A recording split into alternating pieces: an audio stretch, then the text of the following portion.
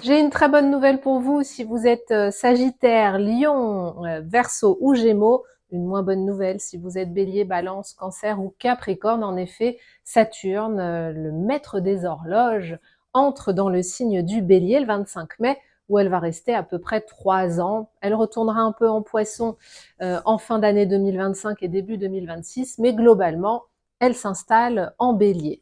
Alors Saturne, comme toutes les planètes, véhicule des énergies positives et d'autres un peu moins positives. Donc, au mieux, c'est vraiment une planète quand elle est en bon aspect avec votre signe, hein, comme ça va être le cas pour les lions, les sagittaires, les verseaux et les gémeaux, bah, c'est vraiment, ça correspond souvent à des périodes très constructives, des périodes où on consolide une relation, un travail, un projet. Alors si vous avez vraiment envie de démarrer quelque chose, que ce soit sur le plan personnel, sur le plan professionnel, immobilier, familial, eh ben ça va vraiment être une bonne période pour vous lancer avec sérieux et rigueur, hein, parce que Saturne évoque toujours la notion d'effort. Hein. Les choses ne se font pas ni vite ni facilement, mais vos efforts devraient être couronnés de succès. Donc vraiment, soyez tenaces, soyez persévérants, ne renoncez pas, même s'il y a quelques obstacles sur votre route, vous finirez par atteindre vos objectifs.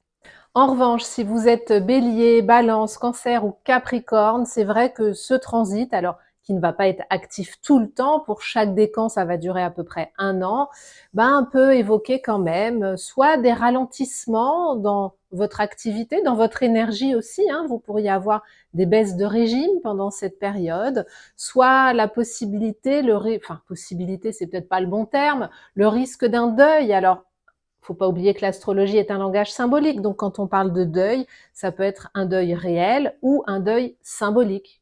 Peut-être que vous allez devoir, d'une manière ou d'une autre, renoncer à un rêve, à une relation, à un projet.